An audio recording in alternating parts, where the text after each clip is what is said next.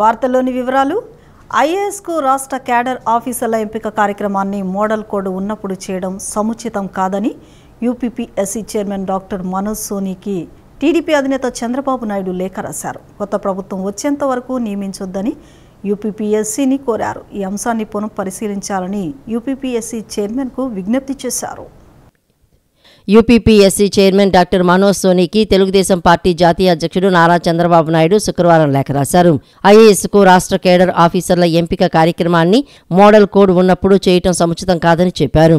కొత్త ప్రభుత్వం వచ్చే వరకు నియమించవద్దని యూపీఎస్సీని చంద్రబాబు కోరారు.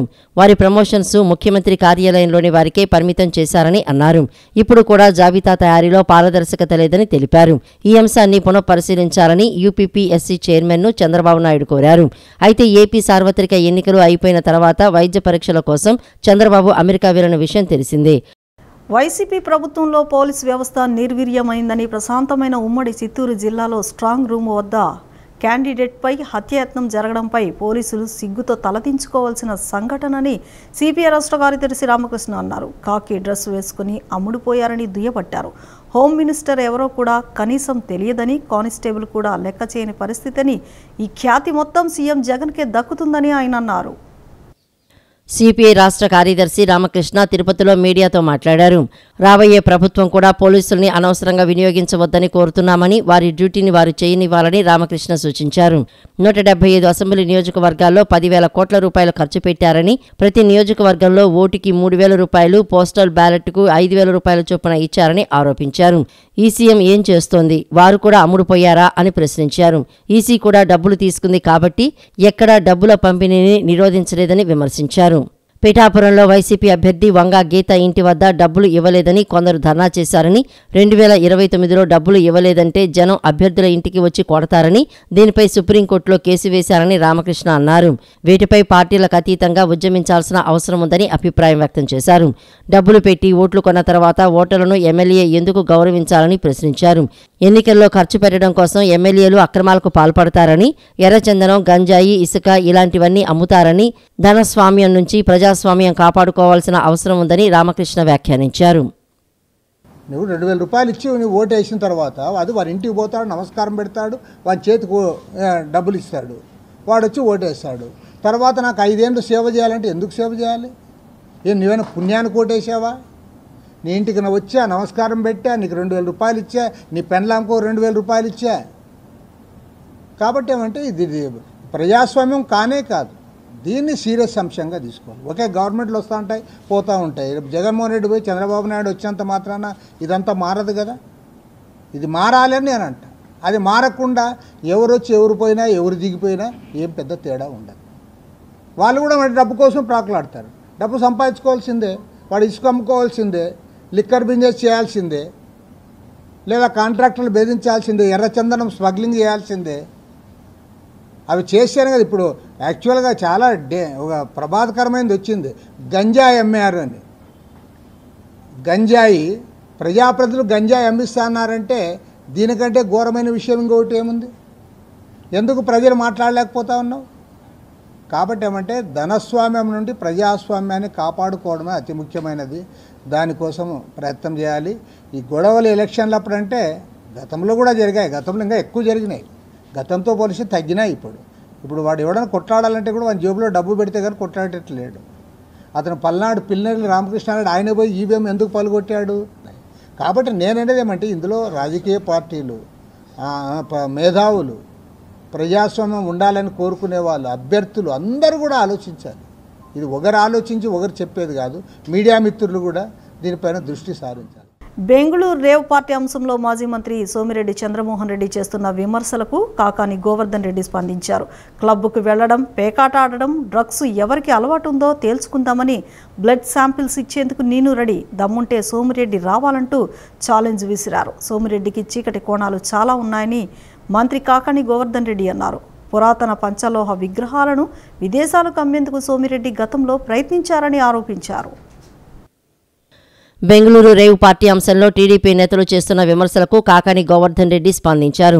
ముఖ్యంగా మాజీ మంత్రి సోమిరెడ్డి చంద్రమోహన్ రెడ్డి చేస్తున్న ఆరోపణలపై కాకాని గోవర్ధన్ రెడ్డి మీడియా సమావేశం నిర్వహించారు.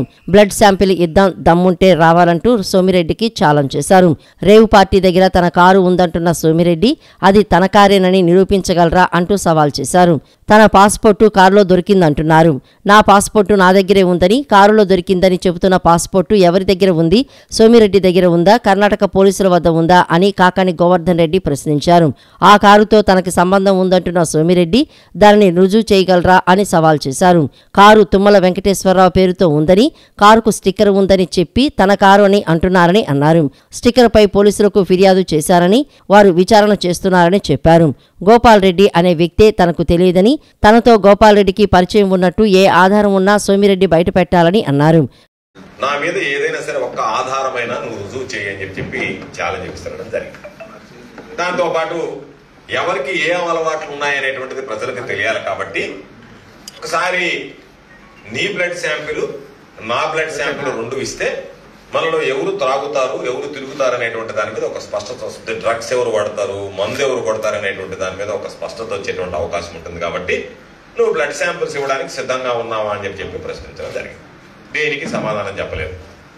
ఈరోజు నేనే ప్రజా జీవితంలో ఉండేటువంటి వాడు ఇటువంటి వెధవలు ఏదన్నా బురద తల్లినప్పుడు దానికి సంబంధించి ప్రజలకి సరైనటువంటి నిర్దిష్టమైనటువంటి సమాధానం చెప్పాల్సినటువంటి అవసరం ఉంటుంది. కాబట్టి అందులో భాగంగా నా పాస్పోర్టు కారులో లభ్యమైంది అని అన్నారు. దాని ఆధారాలు చూపించమన్నా. ఇదిగో ఇది నా పాస్పోర్ట్. నాకు సంబంధించినటువంటి పాస్పోర్ట్ మన హైదరాబాద్లో లైవ్లో చూపించాను, నెల్లూరు నుంచి. ఈరోజు నేరుగా చూపిస్తున్నా. దీనికి సంబంధించినటువంటి పాస్పోర్ట్ నాది. ఇది నా పాస్పోర్ట్ నా దగ్గర ఉంది. నీ దగ్గర నువ్వు చెప్పినట్టుగా, సోమిరెడ్డి చెప్పినట్టుగా దొరికినటువంటి పాస్పోర్ట్ ఎక్కడుందో చూపించాలా. కర్ణాటక పోలీస్ దగ్గర ఉందా, నీ దగ్గర ఉందా, నీ దగ్గర ఉండేటువంటి సాక్ష్యాలు ఏంది, నీ దగ్గర ఉండేటువంటి ఆధారాలు ఏంది? ఎందుకంటే పాస్పోర్ట్ లభ్యమైంది అని నువ్వే అన్నావు. నా దగ్గర నా పాస్పోర్ట్ ఉంది అంటే దొంగ పాస్పోర్ట్ ఉందా, ఏముందనేటువంటిది దాని మీద స్పష్టత తేలాల్సినటువంటి అవసరం ఉంది. కాబట్టి ఇదిగో ఇది నా పాస్పోర్టు. ఈసీఐ సిఈఓ మార్గదర్శకాలకు అనుగుణంగా జూన్ 4న పార్లమెంట్ అసెంబ్లీ నియోజకవర్గాల వారీగా ఓట్ల లెక్కింపు నిర్వహించేందుకు కౌంటింగ్ కేంద్రాలను ఈ నెల 31వ తేదీ నాటికి సర్వం సిద్ధం చేయనున్నట్లు జిల్లా collector S Dilli Rao, police commissioner PHD Ramakrishna తెలిపారు. 1000 మందికి పైగా కౌంటింగ్ సూపర్వైజర్లు, కౌంటింగ్ అసిస్టెంట్లు, మైక్రో అబ్జర్వర్లు, ఇతర సిబ్బంది కౌంటింగ్ విధుల్లో పాల్గొనున్నట్లు తెలిపారు. కౌంటింగ్ కేంద్రాల వద్ద కట్టుదిట్టమైన భద్రతా ఏర్పాట్లు చేస్తున్నామని, సూక్ష్మ పరిశీలన, సీసీ కెమెరాల నిఘా నడుమ ప్రక్రియను నిర్వహించనున్నట్లు పేర్కొన్నారు. ఎన్టీఆర్ జిల్లా ఇబ్రహీంపట్నం జూపూడిలోని నోవా నిమ్రా కళాశాలలో కౌంటింగ్ ప్రక్రియ చేపట్టేందుకు చేస్తున్న ఏర్పాట్లను collector S Dilli Rao, police commissioner PHD Ramakrishna, joint collector Mylavaram RO P Sampath Kumar, Vijayawada నగరపాలక సంస్థ commissioner, Vijayawada central RO Swapnil Dinakar Pundkar నిన్న పరిశీలించారు. ఈ సందర్భంగా కలెక్టర్ ఢిల్లీరావు మాట్లాడుతూ ఈ నెల 31 నాటికి కౌంటింగ్ కేంద్రాల్లో 100% పనులు పూర్తి చేయనున్నట్లు తెలిపారు. కౌంటింగ్ ప్రక్రియను సజావుగా నిర్వహించేందుకు ఈసీఐ మార్గదర్శకాలకు అనుగుణంగా కౌంటింగ్ కేంద్రాల్లో అన్ని వసతులతో ఏర్పాట్లు చేస్తున్నట్లు వెల్లడించారు. ఎక్కడా ఎలాంటి గందరగోళానికి తావు లేకుండా సరైన విధంగా బార్కేడింగ్, సూచిక బోర్డులు ఏర్పాటు చేస్తున్నట్లు తెలిపారు. ఫలితాల సమాచారాన్ని ఎప్పటికప్పుడు మీడియా ద్వారా అందించేందుకు వీలుగా హైస్పీడ్ ఇంటర్నెట్ సౌకర్యం, ఎల్ఈడి టీవీలతో మీడియా కేంద్రాన్ని ఏర్పాటు చేయనున్నట్లు తెలిపారు. రౌండ్ల వారీగా ఫలితాలను మీడియాకు అందజేసేందుకు చర్యలు తీసుకుంటున్నట్లు వెల్లడించారు. అధికారులు, సిబ్బంది, కౌంటింగ్ ఏజెంట్లు, అభ్యర్థులు తదితరులకు అల్పాహారం, భోజనం, తాగునీరు వంటి ఏర్పాట్లు చేయనున్నట్లు వెల్లడించారు. కౌంటింగ్ కేంద్రాల్లోకి నిబంధనల మేరకు మొబైల్ ఫోన్లకు అనుమతి లేనందున నియోజకవర్గాల వారీగా మొబైల్ ఫోన్లను భద్రపరిచేందుకు ప్రత్యేక కౌంటర్లను ఏర్పాటు చేయనున్నట్లు తెలిపారు. స్ట్రాంగ్ రూముల నుంచి ఓట్ల లెక్కింపు కేంద్రాలకు ఈవీఎంలను తీసుకువెళ్లేందుకు సిబ్బంది, అధికారులకు ఒకవైపు, అభ్యర్థులు, ఏజెంట్లు, కౌంటింగ్ ఏజెంట్లకు మరోవైపు వేర్వేరు మార్గాలను ఏర్పాటు చేస్తున్నట్లు వివరించారు. అదేవిధంగా పోస్టల్ బ్యాలెట్లను లెక్కించేందుకు ప్రత్యేక ఏర్పాట్లు చేస్తున్నట్లు కలెక్టర్ ఢిల్లీరావు తెలిపారు. ఎక్కడ కూర్చోబెట్టించాలి and candidates and election agents కూడా వాళ్ళని ఏ విధంగా కూర్చోబెట్టించాలి, వాళ్ళకి కావాల్సినటువంటి ఏర్పాట్లు ఎలా ఉండాలి, స్టాఫ్కి కావాల్సినటువంటి మిగిలినటువంటి ఏర్పాట్లు, పార్కింగ్కి సంబంధించినటువంటి ఏర్పాట్లు. ఎందుకంటే ఆ రోజు కౌంటింగ్ స్టాఫ్ కానీ కౌంటింగ్ ఏజెంట్స్ కానీ మొబైల్స్ తీసుకురాకూడదు కాబట్టి ఆ మొబైల్స్ తగ్గట్టుగా ఎటువంటి ప్లాన్ చేసుకోవాలి, ఇదంతా కూడా కొద్దిగా అంటే డీటెయిలింగ్కి వెళ్ళి మైన్యూట్ లెవెల్లో అలా చేయడానికి అన్నట్టుగా ఈరోజు మొత్తం అంతా ఇన్స్పెక్షన్ పెట్టుకున్నాం. సుమారుగా ఒక 50% అనేటువంటి అయింది. ఏర్పాట్లు కూడా కౌంటింగ్ హాల్స్ ప్రిపరేషన్ కూడా మరొక 2 రోజుల్లో కంప్లీట్ అవుతాయి. మళ్ళీ లోపల ఉండేటువంటి ఫర్దర్ మరొక 2 రోజుల్లో మిగిలినటువంటి ఏర్పాట్లు కూడా ఖచ్చితంగా బై 31st అనేటువంటి అన్ని విధాలుగా మేము రెడీగా అనేటువంటి ఉంటాం. సుమారుగా ఒక 1000 వరకు అనేటువంటిది కౌంటింగ్ స్టాఫ్ ఉంటారు. ఒక టేబుల్కి ఒక కౌంటింగ్ సూపర్వైజరు, ఒక కౌంటింగ్ అసిస్టెంట్, ఒక మైక్రో అబ్జర్వర్ ఉంటారు. అదే పోస్టల్ బ్యాలెట్కి వచ్చేసరికి కౌంటింగ్ సూపర్వైజర్తో పాటు 2 కౌంటింగ్ అసిస్టెంట్స్, ఒక మైక్రో అబ్జర్వర్ ఉంటారు. సో ప్రతిదానికి కూడా క్యారింగ్ స్టాఫ్, ప్రతి టేబుల్కి కూడా 2 క్యారింగ్ స్టాఫ్ అనేటువంటి ఉంటారు. సో దాని విధంగా మొత్తం అంతా కలిసి ఒక 1000 వరకు ఇక్కడ ఉండొచ్చు. మీడియాకి నుండి ఒక 150+ అనేటువంటి ఉండొచ్చు. రాష్ట్రంలో మహిళల బ్రతుకులకు పట్టిన పీడ గురించి దేశమంతా చెప్పుకుంటున్నారని పీసీసీ అధ్యక్షురాలు షర్మిల అన్నారు. నా అక్కలు నా చెల్లెమ్మలంటూ మైకుల ముందు సీఎం జగన్ ఫేక్ ప్రేమ నటిస్తున్నారని, ముసలి కన్నీరు కారుస్తున్నారని షర్మిల విమర్శించారు. జగన్ పాలనలో మహిళల భద్రతకు సంబంధించి సీఎం జగన్ ఉద్దేశించి ఆమె ట్వీట్ చేశారు. ఏపీలోని ఓ పాఠశాలలో 13 ఏళ్ల బాలికపై సీనియర్ అత్యాచార యత్నానికి పాల్పడిన ఘటనను ఉద్దేశిస్తూ జగన్పై షర్మిల తీవ్ర ఆగ్రహం వ్యక్తం చేశారు. లండన్ వీధుల్లో విహరిస్తున్న సీఎం జగన్కు ఇక్కడి ఆర్తనాదాలు వినబడవని షర్మిల వ్యాఖ్యానించారు. రాష్ట్రానికి ఎందులో అత్యున్నత ర్యాంకులు రావాలో అందులో రావాలని ఆమె పేర్కొన్నారు. ఈవీఎంల ధ్వంసం చేసిన కేసులో ఉన్న మాచెల్ల వైఎస్ఆర్సీపీ ఎమ్మెల్యే పిన్నెల్లి రామకృష్ణారెడ్డి ముందస్తు బెయిల్ పిటిషన్పై హైకోర్టు ఉత్తర్వులు జారీ చేసింది. ఓట్ల లెక్కింపు రోజు మాచెల్ల వెళ్లవద్దని పిన్నెల్లిని ఆదేశించింది. పల్నాడు జిల్లా మాచెల్ల ఎమ్మెల్యే పిన్నెల్లి రామకృష్ణారెడ్డి బెయిల్ పిటిషన్పై హైకోర్టు కీలక ఉత్తర్వులు జారీ చేసింది. పిన్నెల్లి కదలికలపై ఆంక్షలు విధించింది. ఓట్ల లెక్కింపు రోజున మాచెల్ల వెళ్లొద్దని పిన్నెల్లికి స్పష్టం చేసింది. నర్సరావుపేట కౌంటింగ్ కేంద్రానికి వెళ్లొచ్చని ఉత్తర్వుల్లో పేర్కొంది. వచ్చే నెల 6 వరకు లోక్సభ నియోజకవర్గ కేంద్రాల్లోనే ఉండాలని ఆదేశించింది. కౌంటింగ్ కేంద్రానికి వెళ్లడానికి ఓట్ల లెక్కింపు రోజు మాత్రమే హైకోర్టు అనుమతించింది. కేసు గురించి మీడియాతో మాట్లాడకూడదని హైకోర్టు తేల్చి చెప్పింది. సాక్షులతో మాట్లాడేందుకు కూడా వీల్లేదని పేర్కొంది. పిన్నెల్లి రామకృష్ణారెడ్డి కదలికలపై నిఘా ఉంచాలని రాష్ట్ర ఎన్నికల ప్రధానాధికారికి పోలీసులకు ఉత్తర్వులు జారీ చేయాలని స్పష్టం చేసింది. ఈ మేరకు ఉత్తర్వుల కాపీని హైకోర్టు విడుదల చేసింది. రాష్ట్రంలో సార్వత్రిక ఎన్నికల ఓట్ల లెక్కింపు అనంతరం మహాకూటమికే విజయ అవకాశాలు ఎక్కువగా ఉన్నాయని పలు విశ్లేషణలు తేటతెల్లం చేస్తున్నాయని బీజేపీ రాష్ట్ర అధ్యక్షురాలు దగ్గుపాటి పురంధేశ్వరి తెలిపారు.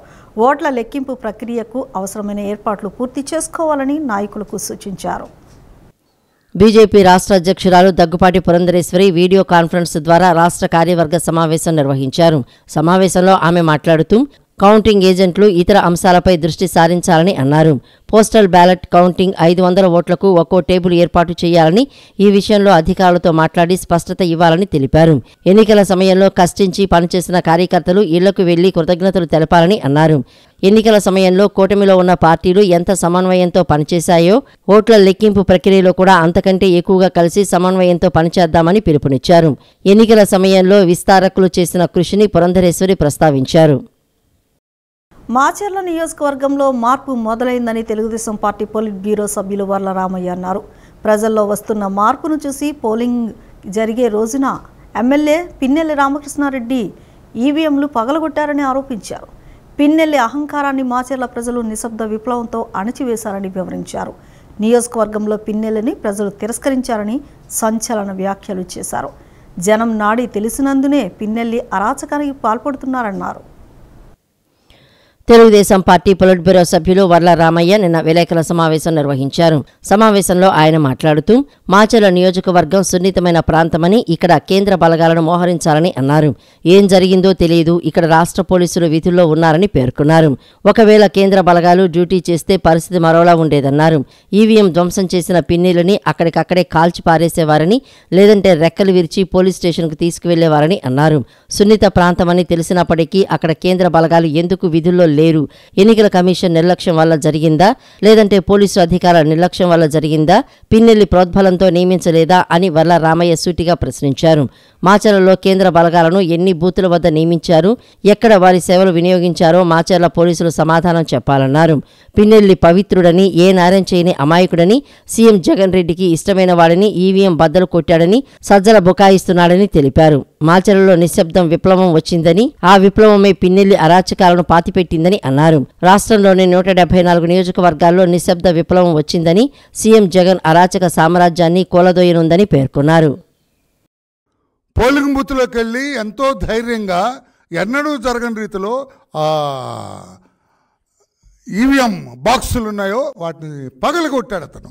అదే election commission or police officers సరిగా నిర్ణయం తీసుకొని ఆ సెన్సిటివ్ బూత్లో సెంట్రల్ ఫోర్స్ని పెట్టినట్టయితే ఇతన్ని కాల్చి పడేసేవాళ్ళు. బాక్స్ పగలగొడితే వారి కళ్ళ ముందు సెంట్రల్ ఫోర్స్ ఉన్నట్లయితే ఫైర్ ఓపెన్ చేసి ఉండేవాళ్ళు, ఇతన్ని కస్టడీలోకి తీసుకుని ఉండేవాళ్ళు. ఇతన్ని పెడరెక్కలు విరిచి పట్టుకొని పోలీస్ స్టేషన్కి తీసుకెళ్ళేవాళ్ళు. అక్కడ లోకల్ పోలీసులు ఉన్నారు కనుక ఇది జరగలేదు. మేము ఎలక్షన్ కమిషన్ అదే అడిగాము నిన్న, మీరు సెంట్రల్ ఫోర్స్ ఎందుకు పెట్టలేదు?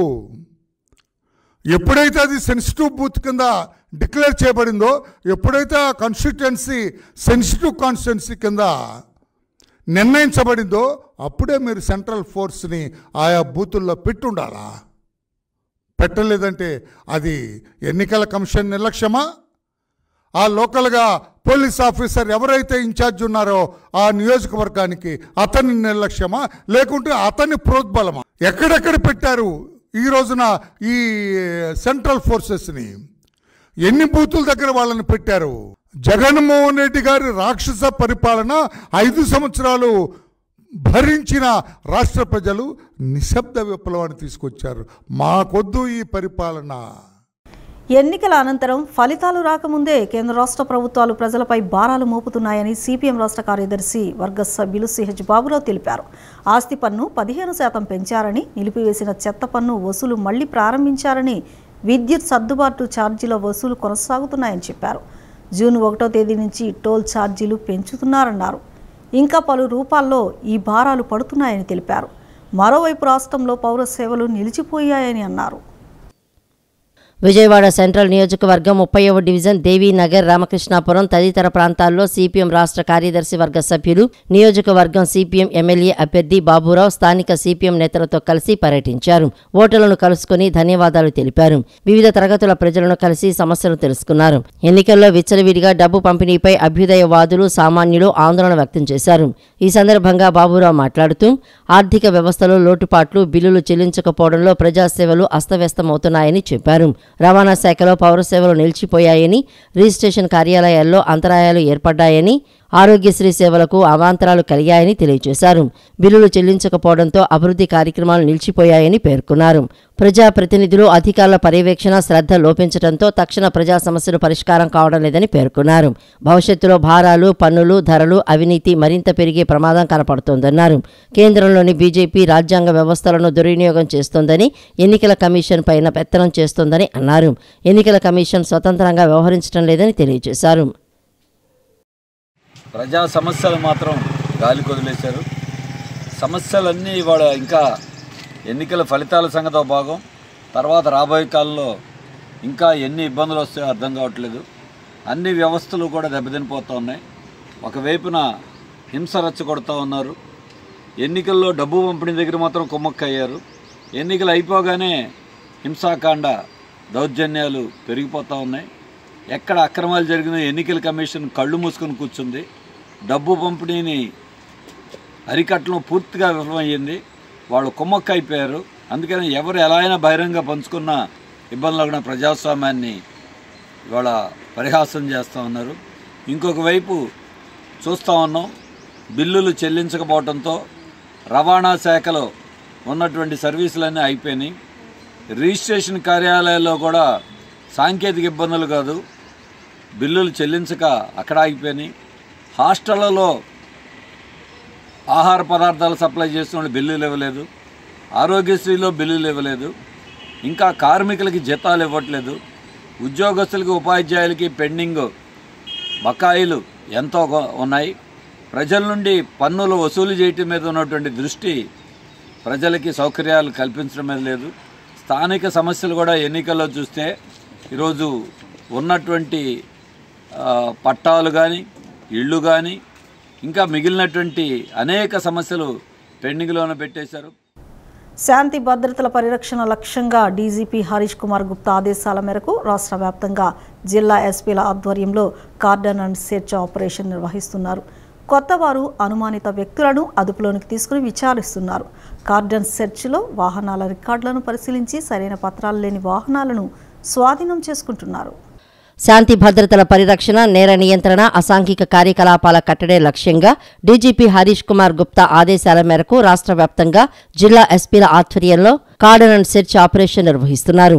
ఈ కార్డన్ అండ్ సెర్చ్లో జిల్లా పరిధిలోని ముఖ్యమైన కూడళ్లు, గ్రామ శివారులు, అనుమానిత వ్యక్తులు, పాత నేరస్తుల ఇళ్లు, పలు షాపులు, గడ్డివాములు మరియు ఇతర ప్రాంతాల్లో అక్రమ మద్యం, ఆయుధాలు, పేలుడు పదార్థాలు, మాదక ద్రవ్యాలు, రికార్డులు లేని వస్తువులు, వాహనాలు మొదలైన వాటిని గుర్తించేందుకు క్షుణ్ణంగా తనిఖీలు నిర్వహించి కొత్తవారు అనుమానిత వ్యక్తులను అదుపులోకి తీసుకుని విచారిస్తున్నారు. కార్డన్ సెర్చ్లో వాహనాల రికార్డులను పరిశీలించి సరైన పత్రాలు లేని వాహనాలను స్వాధీనం చేసుకుంటున్నారు. నేర నియంత్రణ, అసాంఘిక కార్యక్రమాల అడ్డుకట్టులో భాగంగా పోలీసు శాఖ నిర్వహించే కార్డన్ అండ్ సెర్చ్ కార్యక్రమానికి ప్రజలు తమ వంతు సహకారాన్ని అందించాలని కోరారు. వారి ప్రాంతాల్లో చట్ట వ్యతిరేక చర్యలు, అసాంఘిక కార్యకలాపాలు, అనుమానాస్పద వ్యక్తులకు సంబంధించిన ఏదైనా సమాచారం ఉంటే వెంటనే స్థానిక పోలీసులకు లేదా డైల్ 112-100కు తెలియచేయాలని కోరారు.